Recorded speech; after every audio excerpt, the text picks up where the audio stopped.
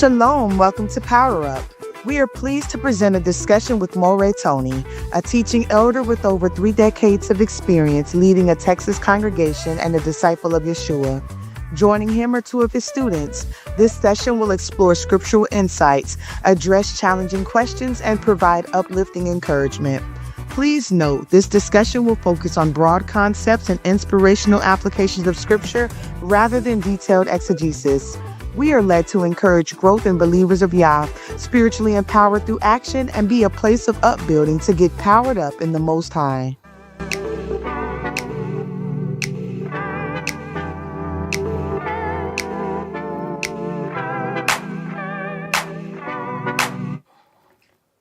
All right. Well, shalom. We're going to see who is in the room on time. The plane has left. We boarding now, so let's see what we got. All right, we're collecting. It seems like they're coming in.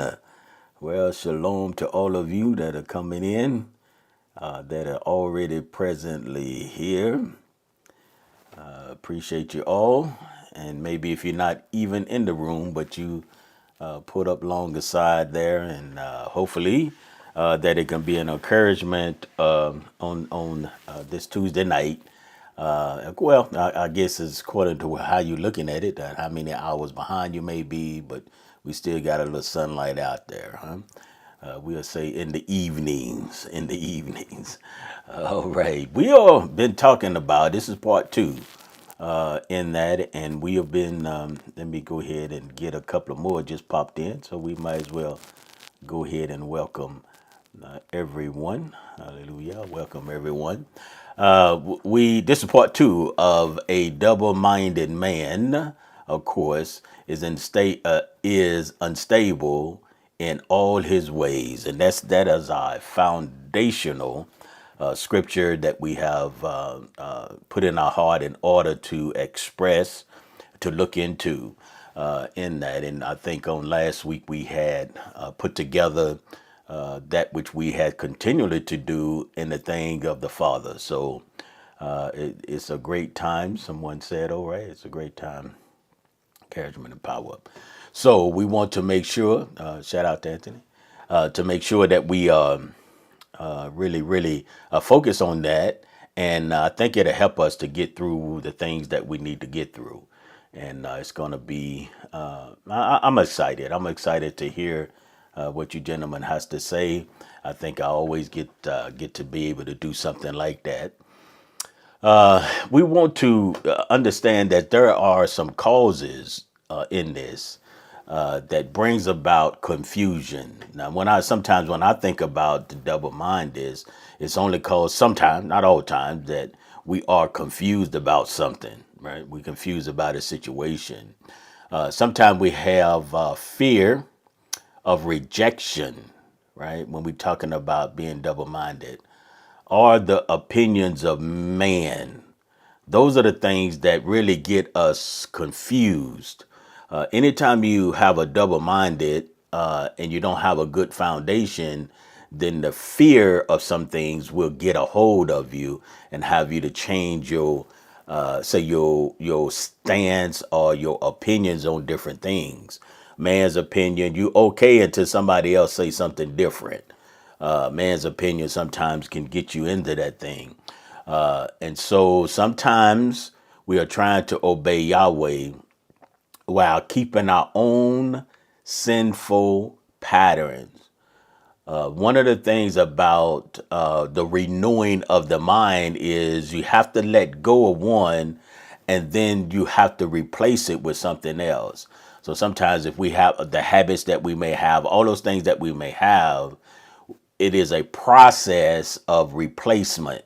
That's the way I want to put it. It's a process of you cannot continue those same avenues that we did before. It's going to cause you to be double-minded, And so failure to renew the mind, because that's where it starts at. All of this starts at in your mind. And we talking about the heart, the soul, all of it is one in there with Torah. So we can't We have to renew our mind, and it has to be with the teachings and the instructions of the Most High. We have to, in order for us to be solid, in order for us to be stable in those things.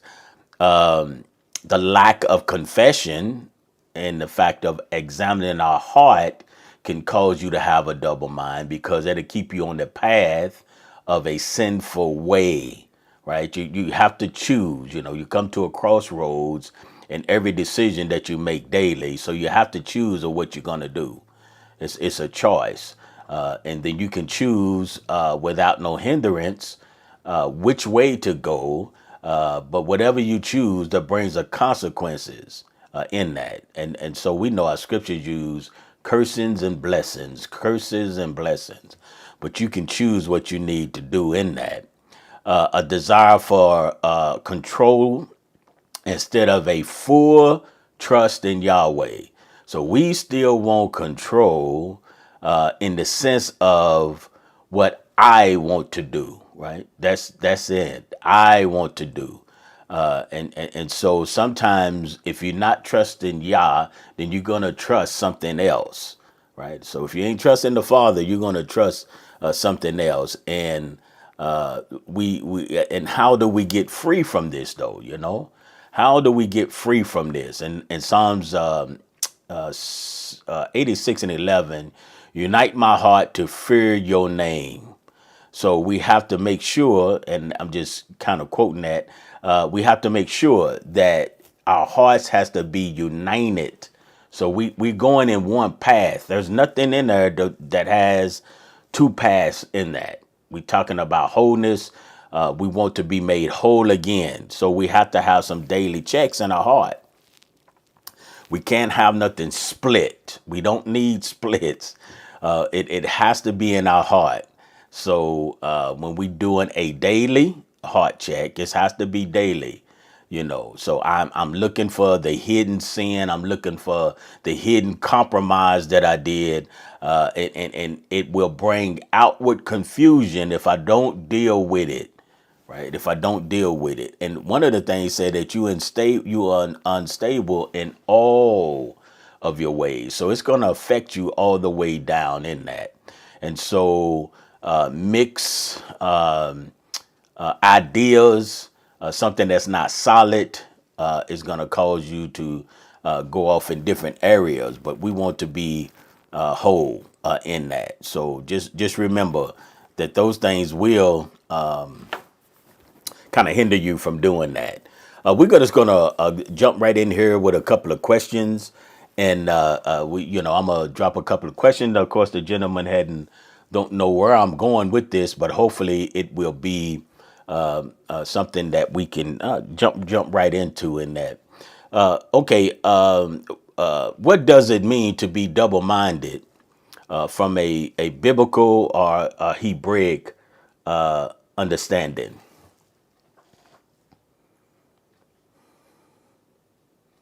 Shalom, Moray. All Just praise to the shalom, Most High. bro. Yeah.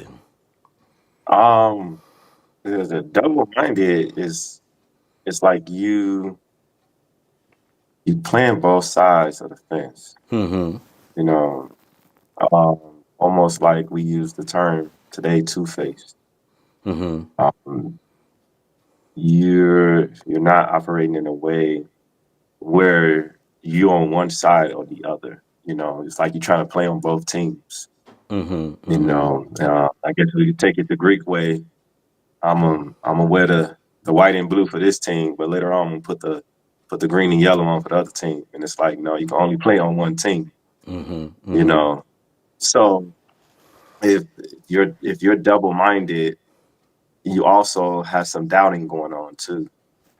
Some type of doubt has crept in your mind to make you think that can you can do things outside of where the Father wants you to be. He Mm-hmm. has set a standard. And now you're trying to play outside of that standard, and you think that you can do both. You can play in the world, and you can deal with the Father and His people. Okay, good, good. Your whole short? Yes, sir. So double-minded. Um, I guess where I would go with that is that this you quoted the verse earlier. I'd say a Mm-hmm. double-minded would be an unstable person in the sense that they're trying to be faithful to things that don't agree. So they want to be faithful to living a life that isn't going to be, as we would say, righteous. So we would say being obedient to the Father, but they also want to do what is right in the eyes of the things of the world. It's like trying to have as people say, like infidelity. Like you've got two wives. You can't be faithful to both of them. You Mm-hmm. can only have Mm-hmm. one wife. So it's someone who's trying to both serve their flesh and try to live in the spirit, which those two things do not agree.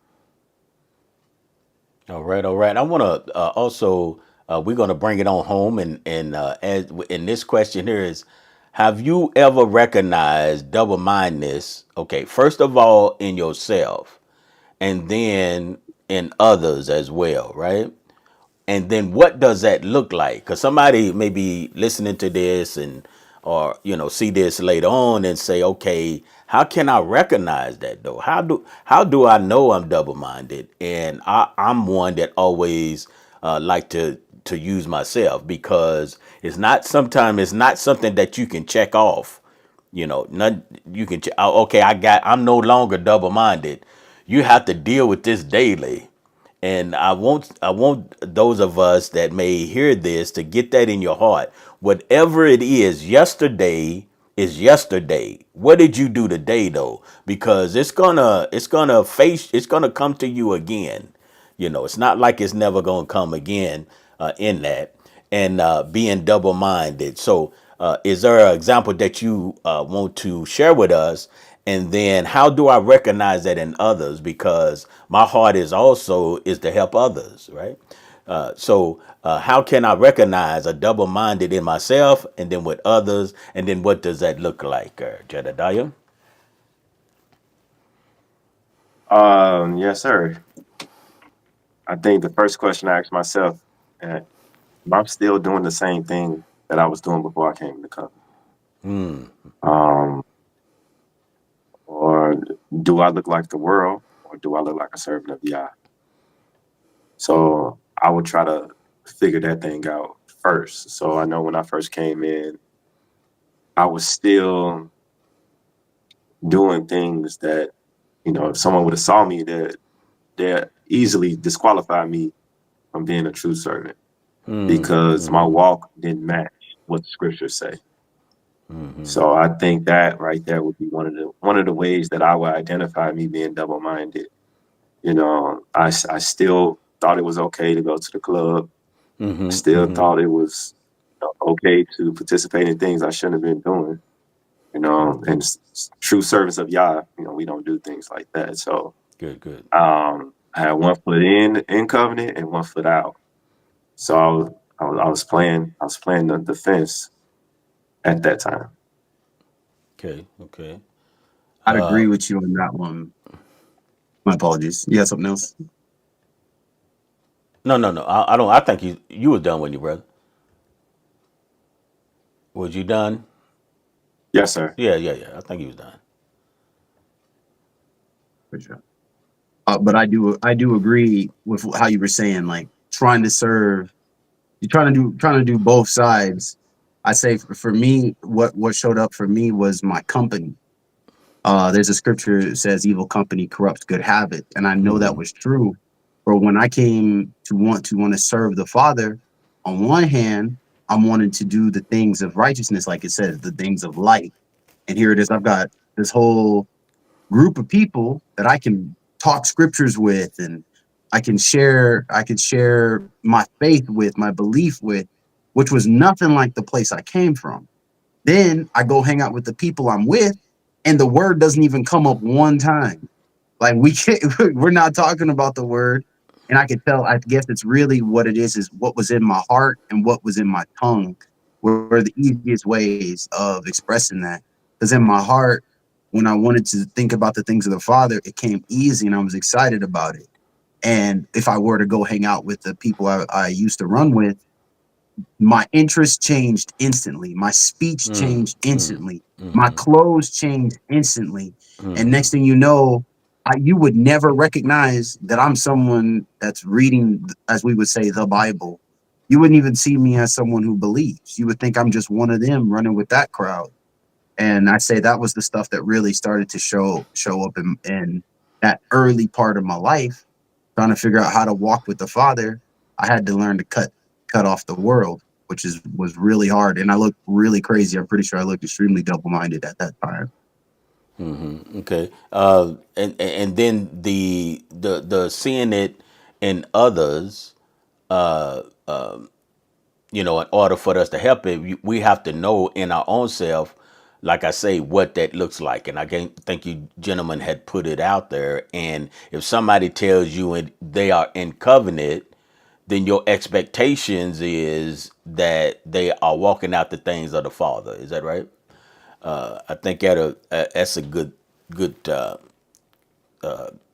where to be, a good place to be, should I say? Okay, can a double-minded person still appear to be real strong in the things of the Father on the outside? Yes, sir. Yes, sir, they can. But eventually it's gonna catch up with them.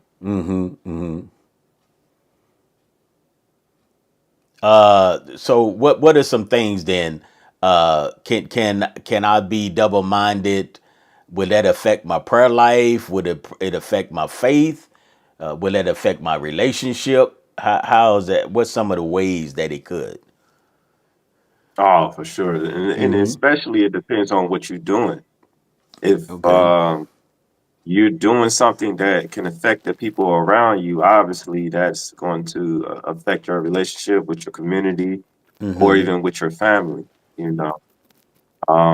If you're committing crimes, that's going to affect your household. It's going to affect your assembly, especially if you play a big part in it. Mm-hmm. Mm-hmm. Um, yeah, and then you have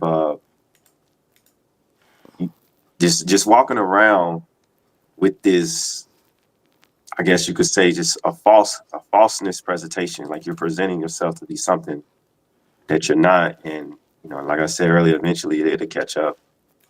Okay. All right. Good.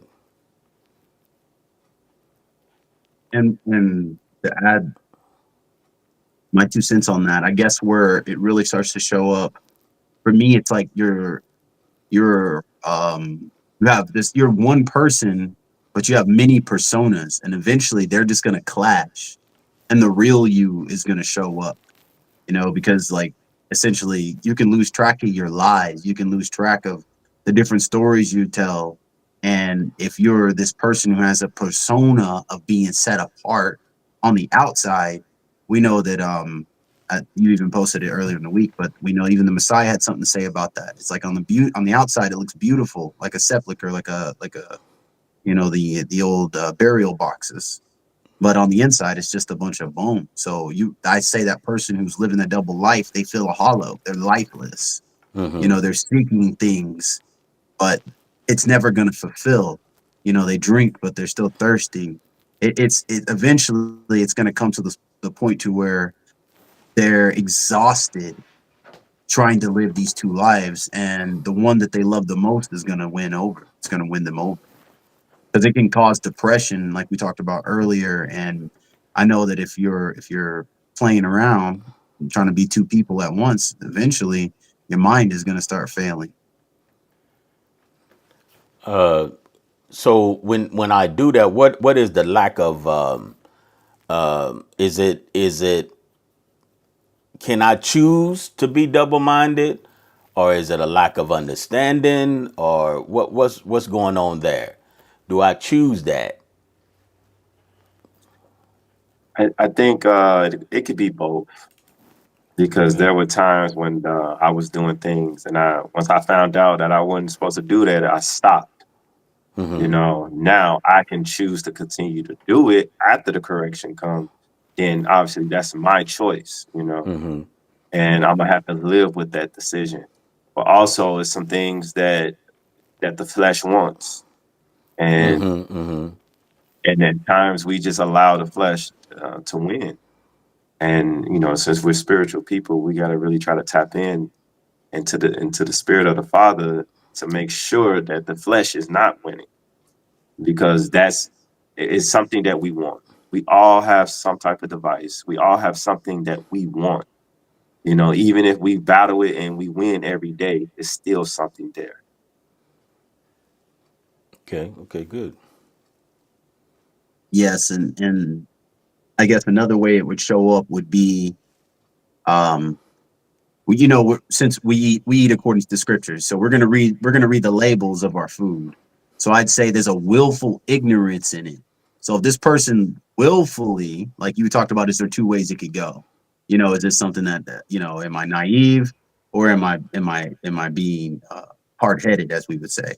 I'd say it would be the same as knowing I need to read the label to see what's in this, but I don't really care, so I'm just gonna eat it anyway. I'd say that once you get to that place, that you're just diminishing how important it is to do things of righteousness and right ruling. Like as people say in the world, ignorance is bliss. Why do they think that way? Because they don't think that they're accountable to anything. And I'd say that a double-minded person has a similar mindset. You don't want to think that your actions have repercussions. And I say that's a good way to know whether or not you're doing it on purpose, or am I just doing like what JD had mentioned? I'm lacking knowledge. Or then once I do learn, do I put it into practice, or do I just I shrug it off? Right. Good. Good. Absolutely. When you're double minded, we are trying to really open up and give us what it looks like and what it sounds like. Sometimes when you double minded, you'll say stuff like in this sense of, I want to follow Yahweh, but I also do not want to look crazy. Right. What do you think about that? I gotta know what's in that person's heart. Okay. Do you not want to look crazy to other Hebrews, or you don't want to look crazy to the world for doing what the Father told you to do? Right. You Right. know, so um, if you're checking in with other Hebrews, I think that's different, because you're Mm-hmm. trying to make sure that you're doing the right thing.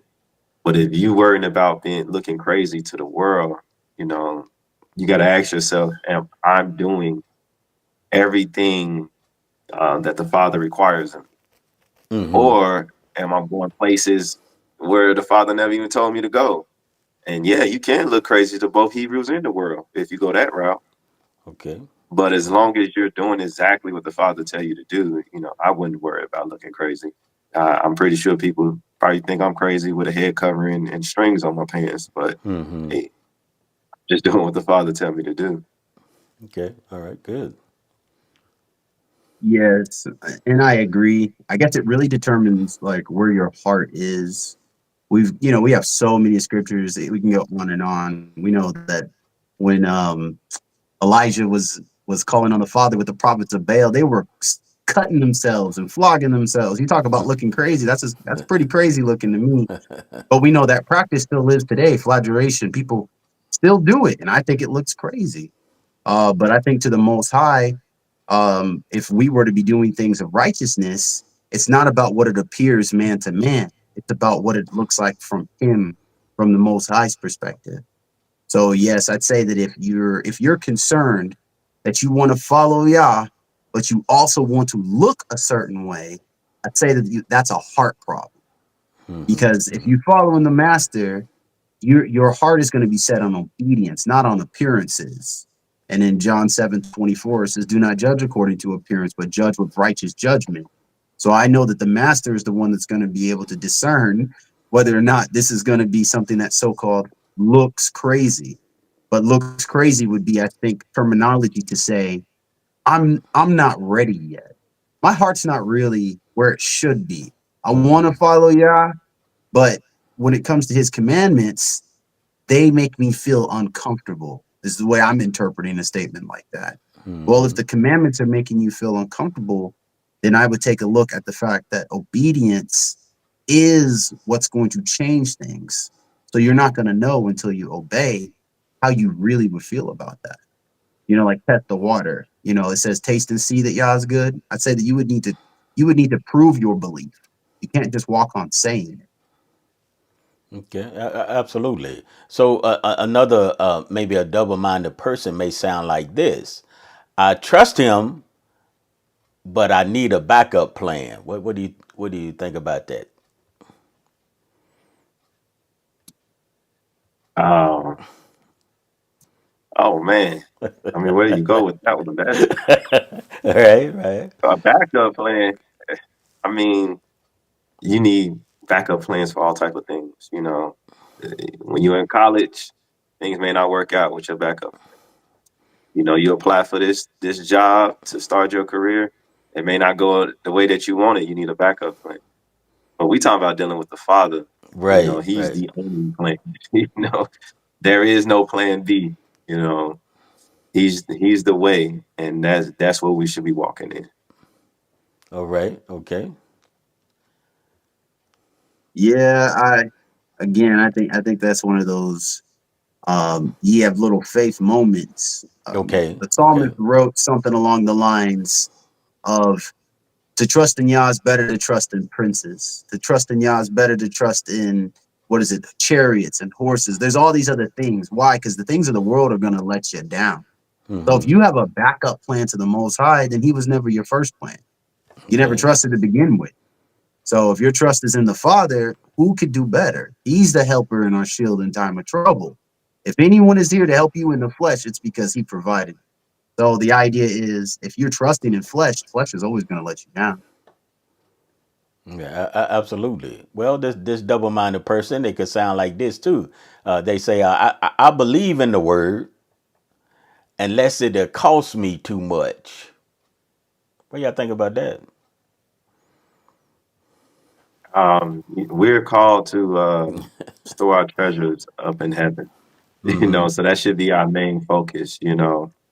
And if you're worrying about the things of the world, it's going to be hard to serve the Father. It, you're gonna you're gonna get to a place where the Father is not going to be your main concern, and you're going to be more focused. Someone who will say something like that, they're more focused on the things that are on earth.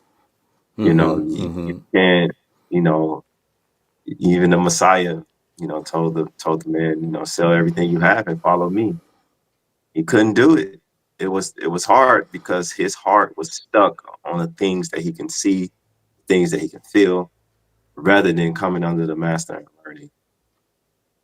Right, right. I want to also redefine this in the sense of the cost, not only say in the natural or the money, but anytime you serve the Father, it's gonna cost something. Other words, you're gonna have to deny something, give up something, and all of that. So we have to count up the cost, in that, So that's also what I'm kind of seeing too in this particular question that is put forth, right? Is the fact that we have to, whatever it is, you're going to have to give up. So it is going to cost you, in that. So I like that. I like that. That was good. What do you think there, my brother? Yes, sir. I guess you really just said it all. There's a positive cost and the negative one, I guess, in that sense. You choose on where your heart is Mm-hmm. to also where your treasure is. I think it goes back to value. If you believe in the word, but you don't value it, then you're thinking that you're going to get something out of it, as if you're making a deal. Well, the idea is the master is the one who's giving you everything. So if you're not valuing what you have gained for free, then what is it that you? I just I don't really get that part. I'd say if someone says they believe with their lips, again, it would need to be something they prove with their hands, with their heart, with the way they live. That's going to be the proof of the belief if you say it's in the word, because the master gave us an example and he said that if the word falls in a place where there's thorns, which means there's trouble, there's some stumbling blocks, it's going to choke the word and it's going to be fruitless. So again, it's going to be just something that person has, but yet they have no way to show it, you know? And that's the idea I'm getting out of that. So if you believe in the word, then do it, because it is going. You're going to have moments of exposure. When you choose Yah, people who don't choose Yah are going to leave, and that's going to be good for you. It's going to hurt, but it is going to be good for you. But if you keep choosing those who don't choose Him, then how could you say that you had the belief? Yeah, good, good. Absolutely. What about when you had Kepha or Peter? We may know what does this look like? He walked on the water, but he doubted and he began to sink. What do you think about that? Is that has something to do with double mindedness? What was that about? Yeah, that was. I think that that was about the lack of trust Mm-hmm. in the master at that time. I think that is definitely double-minded, because even you look at some translations, when you see the word double-minded, that phrase, it also means doubting as well. Correct. Yeah. So Good. Mm-hmm. so everything that you were saying earlier, it's like not trying. You're not putting yourself in the right position where you're just gonna fully trust the Father. It's like I trust the Father here, but over here I'm gonna have to take care of it. And it's like no, the Father's gonna take care of all of it. And Mm-hmm. in that Mm-hmm. situation with Kiefer, just a little slight doubt crept in his mind. Next thing you know, he's sinking. Mm-hmm. Absolutely. And I think that's in Matthew the 14th chapter, somewhere in there what we discussing. What do you think, Yehoshua? Yes, sir. I say again, like you just said from Matthew 14. eh, what I think it is it's about focus. Mm-hmm. Like it's keep your eyes on the prize is what people say. So if you start the beginning, if you begin the journey with your heart on the master, if you take your eyes off him, then that's when you're going to start this sinking place. Because we can even see in that particular passage there, Kepha says that he saw how strong the wind was, so it intimidated him. And then he says he became afraid. So I'm looking at it in the sense that if I'm trusting in the master, then regardless of where I travel, but I think we have one of the most famous accounts is there was a righteous man who was trapped with hungry lions and didn't perish. So we Mm-hmm. should have that mindset that where the master places us, even if it appears to be dangerous, that he's still there at our hand and he could keep us. But if I feel like I can't, then I will start sinking because I'm trusting in him, or am I trusting in myself? Good, good, good. I think you. So you can't have fear and faith at the same time, right? And Amen. so that double-minded person, when you do that, and we can find that he had enough to step out on the water, but he didn't have enough to sustain him. So this is what I'm saying is you just can't check this double-minded off and think you okay in that sense, right? You remember in the wilderness, Israel, they said, "Let us go back to Egypt." What do y'all think about that? Is that double minded? What is that about? Oh yes, sir. That right there is. I think it's just back what Ak was saying. You talking about the fear part. That I think the fear crept in. You know, Mm-hmm. with them, it's just like things were better when we was in Egypt. The food was better. So understanding that whatever situation that we in, whether we living in the palace or we living in the slums, that our mindset should always be to serve the Father with our full heart. Because it's real easy for me to say, well, in this situation, when I felt like this or when I was going through this is what I would do. I can't do this now that I serve the Father. So you know Mm-hmm. what? I'm just gonna go on back and do it anyway because this helped me.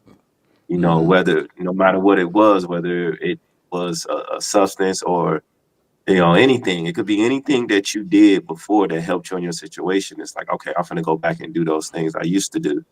And that's the same heart that the Israelites had at that time. I'd rather be back in Egypt in bondage, eating good. Okay, good, good. Yes, sir. And that was really good. I think playing with the familiar, that's a dangerous place. You know, Sometimes nostalgia, there's a famous saying about it, I'm gonna butcher it, but there's this idea Mm-hmm. that things sometimes look better when you remember them because you're not remembering all of it. Mm-hmm. You're not, you know. So sometimes when we look back like that, I believe it's a failure in that perspective. What we said earlier about counting up the cost, we it's when we those who have done this got married in America, we would say that for better, for worse, right? So this is idea that if I have chosen to walk with the master, it's not always about what my exterior is, but it's really going to be about that idea of perfection. It says that I will refine you like the refiner refines the dross from silver. So the idea is that there's this process that I'm going to go through that's going to make me a wiser, a stronger, more faithful, more trustworthy individual. But to do so, I need to be purged. And in that process, I can't remember the things I used to do in my old life. Because if I do, it's gonna give me that glossy eyes and make where I was look better than where I am. But it's only temporary. And I'd say that a really famous verse for me. It's in Romans chapter 6, verse 21. It says, "What fruit, therefore, were you having then over which you are now ashamed?" And I love that. Because if we can be honest with ourselves, before we knew the master, what was it that we were proud of? The things that cause us shame now.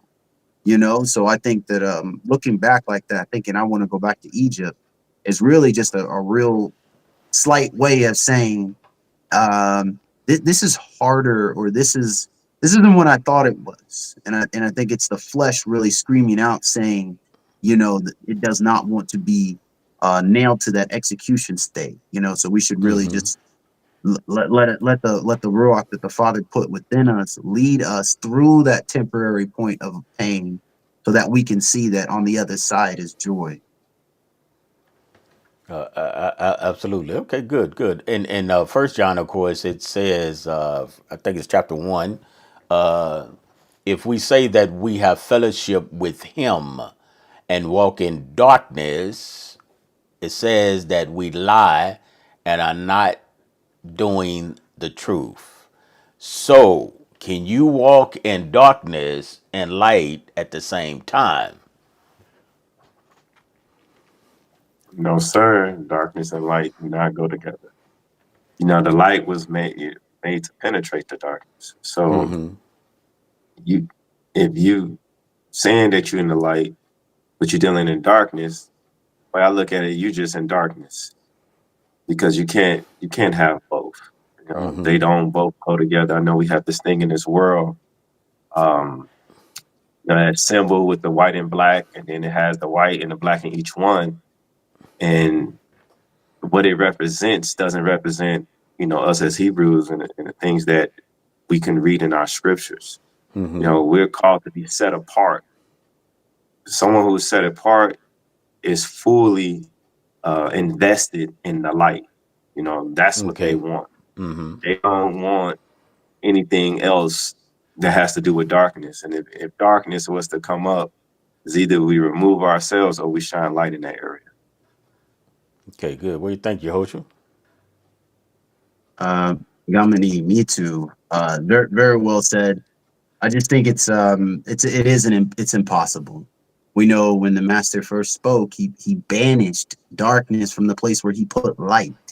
And I just think that if that's our desire to be where he is, I think it says in the book of Yaakov, James, that where he is, there is no shadow that's caused by me. Which, you know, if we were to try to get just into physics or whatever, if light isn't going to cast a shadow on itself, so it's really just telling us where he is. You know, he's the Mm-hmm. center of it all. So I think that it's a dangerous place to call evil good or good evil or light darkness, and it's a deceiving thing. So of course you can't walk in the light and the dark at the same time. In fact, your light being in the light will separate you from all of the things that are in the dark. Um, and it's not something that's misunderstood. If I put on a white garment and I go play in the mud, it's not white anymore. I just think it's that simple, is that Mm-hmm. when it comes to doing this idea of walking with the Father, you have to stay on the narrow path. If you get off, you need to just get back on where you got off. Yeah, good. Absolutely. I think on the Shabbat, I think the teaching, we the way that, of course, the participation and the questions that I answered, you gentlemen can be my witness. That even the young ones understood what they should be doing and what they should not. Is that so? I want to hear you testify of that, both of you. Is that right? Yes, Yes. sir. Okay. And did they do a good job? Did they get it wrong or whatever? Oh, they They used got the it right. word. They got it. Okay. So would you say that the Torah is so simple, even I guess what's the ages? 9 and 10, somewhere in there? Your son is 10. Yeah. No. Would you say that? So it's so simple that say we'll say the 10-year-olds could handle. Is that right? Yes, sir. Okay. Yes. Did they ever seem double minded when they was saying that? No, sir. No. No, not at all, right? So, but when it comes to the adults, what's the problem? Now, of course, none of the adults didn't get it as wrong, but I just wanted to say how simple it was on some of the questions that we asked, and they was answering by the instructions of what the Father has given us. So, in order to be double minded, sometimes you're going to have to really work at it, you know, in the sense of you're not choosing, you're not walking that light. You are unstable, right? And your ways in that. Here's a couple of things that when we're talking about being double minded, if a person may recognize or something that they're doing, then they can realize that.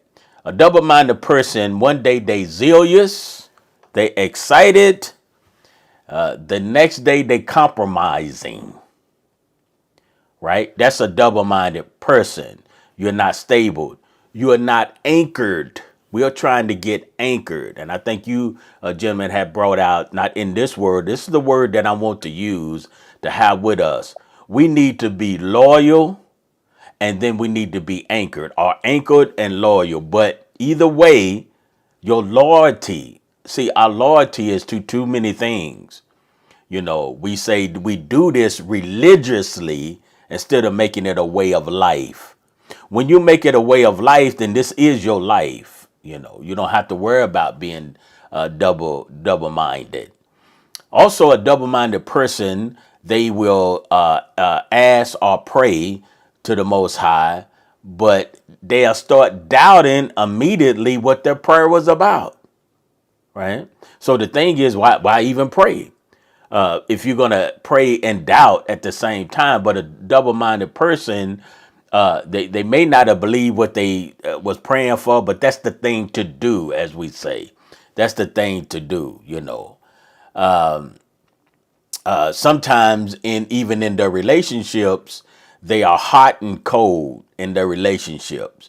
And I'm using that hot and cold because that's just the difference. One minute you're hot, the next minute you're cold. And another way is when somebody is double-minded, and I think people miss this because you can grow now. I'm talking about you can grow, but if you constantly change in your mind from the things of the Father to do whatever you fill in the blank, then you are not stable and your decision making is not stable.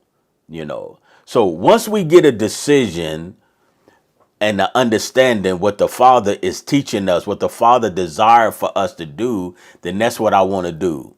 You see, I want my desires to be his desires because it's going to be very important, in that. Another thing that a double minded person would do, they will make promises and then they don't even follow through with the promise that they made. They double minded because they was not sure when they made the promise of what they was going to do. So they'll say something and then they won't follow through in it. You're double minded. you know, and it will affect every area of your life, your job, your relationships with people, just everything around you. If you are unstable, right? Sometimes people that's unstable and double-minded, they have mood swings. One minute they like this, and the next minute 100 they go way over here. Now I know we all have things. I'm talking about all things being normal, but if you go to 0 to 100 that quick, you gotta you way out there. You got a mood swing, right? One minute you're this way, the next minute you're that way. And I'm speaking about being unstable in all your ways, or double-minded in all your ways. That was put there, right? A double-minded person also is easily offended, right? They're easily offended, you know, in that. So because we let our emotions get into it. So one of the things is we have to really work on is our emotions, and then what truth is. You know, the truth sometimes can help your emotions if you don't really realize that the truth of something, and if you get stable in it, then your emotions will not be moved in that sense, right? You know, and sometimes I'm just putting it this way: you can believe a wrong thing about something and still stand on that wrong thing, right? There's many that do that. When I say wrong thing, you know, may not be as accurate as we want it to be, and you know, and then you'll get emotional about that too. But it's always to do is taking on responsibility. If I am incorrect, then I'm taking on that responsibility too. You know, many times, and Mashiach said, well, how long do y'all have to be with me before you understand?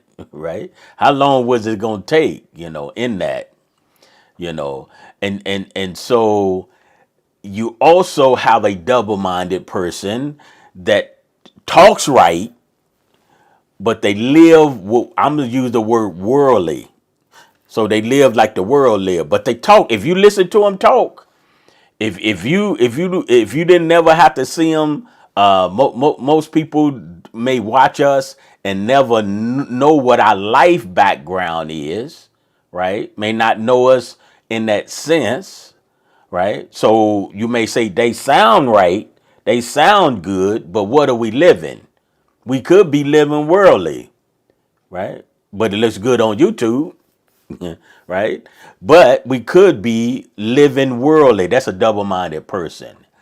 So if you talking something and not following through, it's better not to say nothing than to say it and then you're not living it. To say it and then you're not living it. It's not a good thing. It's not a good thing, you know. And so sometimes even with our sin, we justify it. A double-minded person are justified when it's convenient for them, right? So I follow the Father until it's convenient. Oh, I can't. Okay, I follow him over here, but not over here.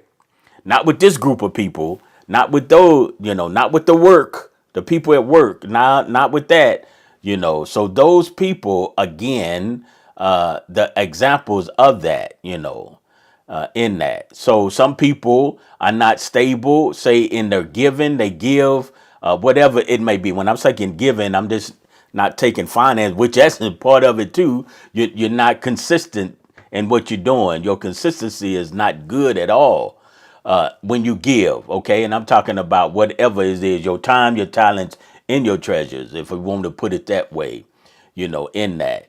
And so if you are not careful when it does come to finances, those things, and if you double-minded, because we're talking about double-minded in all your ways, you can be deceived with money traps, you know. The money trap can deceive you when you don't know and when you're not stable in what you're doing, you know. A lot of people are double-minded. I think you guys have mentioned it, something to this effect. But they go from assembly to assembly. They hop all over the place.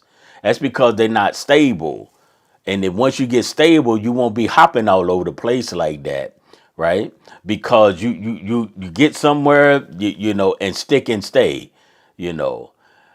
A double-minded person as well, they avoid accountability. They avoid that, right? But we know what the scriptures say about that. They avoid that, you know. And this is what I have found over, I guess I could say 40 plus years. But this is another thing: is people want and desire authority, right? But they reject submission, right? So sometimes a double-minded person, they want the right thing, right? But they reject submitting to that thing, whatever it might be. And I use the authority because it could be at your work, it could be at your assembly, it could be wherever you're doing. Nobody wants to. I don't see it that I don't. So what we need to do is you're double minded again. You need to be made whole, And so, in order for us to do that, then we have to serve the Father with a complete heart, right? With a complete heart, and that's gonna be very, very important in that. We want to, those some prayers in our lives that we have to do. We want to reveal in our own life, what makes us divided, you know. We when we come across something, we say, is I'm being double minded there? Is I'm being double minded? And so we can deal with that because we want to return to loyalty. We want to return to sincerity. We want to turn to wholeness. Some of the things that, we say in that. And I'm gonna let you brothers get in here, but let your yes be yes. That's what we have been taught in our scriptures. Let your yes be yes, and with your no be no. See, that's somebody that is stable. Yes is yes, your no is no, and that's what you need to do. So a double-minded person, I'm gonna say a double heart because all of it is one, cannot build a stable life. This is why this is so important. And I say that again, if you're double minded, your life is not stable, and I call it you are all over the place. There is shalom in being stable. There is shalom when your heart is given to the Father in that. First Chronicles 28:9, First Kings, and I know we're familiar with this one, 18 and 21. How long, right, will you hop between two opinions? Right, and we know that story. So if you don't, go look at that. Read the whole chapter. You'll see how long are we going to do that. Why live your life on a roller coaster like that? It's very, very difficult. Well, gentlemen, I'm gonna give you a chance to have your last words here. If you need to take a couple of more minutes, that's fine. But have your last words in the sense of what's in your heart about, you wanted to tell somebody about being double minded. Because power up, this is what it's all about, is in order for you to draw strength and what the discussions, or you may say teachings, or the encouragement that we are trying to give. That's all. We just want you to just be powered up. We want you to be encouraged in all of those things. Brother, we'll let you come and however you want to go, just go. No specific question. What's may been on your heart or something that you might have been meditating on, and then we'll get ready to end it after this last round here. And those of you that's with us, just hang in there. We almost done. Hallelujah. All right, my brother. Oh yes, everything you had to say was just on point, Moray. I was looking at the scripture here, kind of what you said is we still in James, Yaakov 1:22. It says, "Be doers of the word, and not hearers only. Otherwise, you are deceiving yourself." And I think that's what it can boil down to when we are living a double-minded way. We deceive ourselves because a lot of people who are double-minded really believe that they can get by with the Father. Good, good. And we know that that's not how it works, you know. So when we deceive ourselves, we find our place when we deceive others as well. Because you can be doing something and someone else can be watching you and they could think that what you're doing is right and it's not. It's like you're Mm, gonna have to pay for that, good, you good. know. And then also it brings me to the other scripture, First John 3:18. Little children, let us love not in word and speech, but in action and in truth. So if we're doing the things of the Father, our actions will show, you know, because people are watching us all the time, you know. And that doesn't say you don't slip up sometimes. Slip No, ups no, no. happen, Right.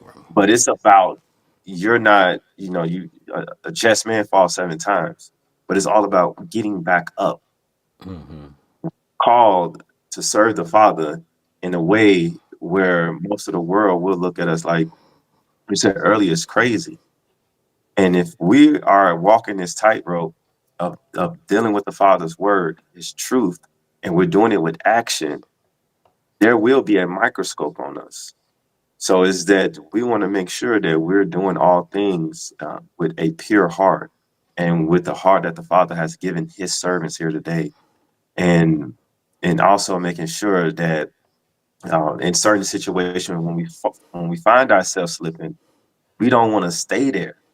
You know, you fall if you're in a crowded place and you fall. You know, the first thing you want to do is try to get up if you can, or else you're gonna get trampled on.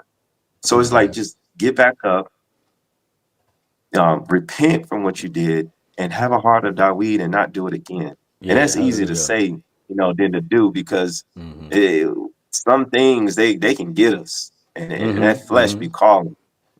But if you doing it and you know it's wrong, and you just make the deliberate effort to say, I'm about to do this, and this is what it is, and not only am I about to do it, I'm about to continue to do it. You didn't put yourself in a whole nother category when it comes to that type of fall. And at the same time, you standing before the Father, telling the Father you're righteous, present yourself as righteous to the Father, and you present yourself to the world and to your community and other Hebrews as being righteous, but you're not. And that right there, to me, I think is scary because eventually you're going to be spewed out. Good, beautiful, beautiful. Yes, build your faith. Very beautiful. I'd say just an echo. There is this idea that I'd say an addict has, and they always have this phrase, and it's like, "Oh, I've got it under control." You know, I've got it under control. And I'd say if we use like cigarettes or something simple, one cigarette becomes two, then you're borrowing from your friend, then you're buying your own, then you've got a carton. Next thing you know, you don't even have enough money to buy what you were supposed to buy because you just spent too many dollars on this thing that's controlling you. And I would say that what the word has to say is that there is no law against self-control. So if you can control yourself, that is an amazing thing. But it says in Mishlei and Proverbs, a man who has no control over his spirit is like a city with a broken down wall. It's anybody can come in and take your goods. And the sad part about it is you letting them do it. You are given whatever has control over you control to abuse you. And I just know that it's a terrible thing because the things we like to play with, we think aren't dangerous until it costs you your life. And I just know that, unfortunately, um, anything that causes someone to fall out of love, out of faith, out of trust with their family is dangerous. Anybody in your life who truly loves you, if they cry out to you and say, "Stop," my loved one, and you turn your ear from hearing them, that is a dangerous place. Like you are really discounting where you are. And I mean that in the sense that we have so much good to look forward to, But there's these couple of verses that really helped me in this place. It's in a book they took out of our scriptures. It's called Sirach or Ecclesiasticus. And in the Mm-hmm. 34th chapter, it says, "He who that washes himself after touching the dead," for us who know the Torah, we know what that really means. It Mm-hmm. says, if he touches it again, what avails his washing? Like, why? I go through all of this to be made pure, just to go what? Do it again. So it is with a man that fasts for his sins and goes again and does the same. Who will hear his prayer? Or what does his humbling himself profit? So I look at it in the sense that when you have sought to change, but yet you do it again, there's something you got to be honest with. And that's the thing you're rejecting is the thing you need to turn and accept, and it's accountability. It's Mm-hmm. you can't do it on your own. You cannot bind the strong man of your addictions, then someone else needs to. And I just know that there are so many things that should keep us in a place of the right mind and a right heart, so that I don't have shame upon my face and my hands. I just think when it's all said and done, if I want to be better than the bad influences, the negative influences in my life, that means I must willingly Yeah. Yeah. Yeah. choose to be different. Because if we're going to be honest, the bad things that I'm doing in my life, and they may be in the lives of the people who I think less of. If I'm doing the same thing, then how could I call myself righteous with my actions? Like it's hypocritical. It's hypocritical. It's evil if you do it, but if I do it, oh, I just made a mistake. Whatever. But I'd say the last thing that's on my mind with that is that in Proverbs in the 3rd chapter, it says to trust in Yah with all your heart. What is that going to look like? Lean not on your own understanding. You don't get it. Just trust. Mm-hmm. It says, know him in all your ways, and then he makes your path straight. So you're going to trust, walk on the wisdom of him who is higher than you, seeking to do it, not I got to know everything, and then you'll find yourself in a straight place. So I say that if you are only willing to walk in that which you know and understand, you're not trusting. And if you think you have something under control, but yet you find turmoil in your life, you're not hearing either. You've had open eyes and you chose to shut them. That's a dangerous place because who's going to open them again? And I just really see that the master is the one who has compassion over us. But let us be those people that prove that we're his servants, not by rejecting his word, but by doing it. Hmm. And I just know that's when it's all said and done. That's the key. Because if I don't, then I give myself over to callousness, hardness of heart. And all of my friends, I turn them into enemies. All of my loved ones, I make them strangers. We just got to remember that this walk is a transformative thing. And as my brother said, you're going to fall down. It's possible to fall or to stumble. But the reality is getting up. You don't turn around and go back where you just fell from. You go in a better path, a smoother path. And I just see it as what whatever you truly love, if your love is for the Father, you will give your heart. You will submit to the conviction. And if you're rejecting the conviction, that's something that you got to be honest about. Well, absolutely good. Good. I think that if you're going to build, just make sure that you build on a rock. I think in Matthew 7 it says something to that effect. You have to build on the rock. In other words, we have to be stable. That's where we're trying to go. And so, those of you, in order, to be victorious, one of the things I have to do is, okay, I'm making up my mind to make sure that I do not no longer want to be a double-minded person. I'm going to take it a day at a time, and that way it's not as hard as what we think. It really isn't. And I don't know where we get the thing that this is difficult, because some people say that, that I know where they get it. Oh, that law, that's difficult, or but you understand it's not difficult to do right. It's not difficult to do right. It's very difficult to do right and wrong at the same time, and it's gonna hurt you. And that's what we don't want. We want loyalty in the things of the Father, and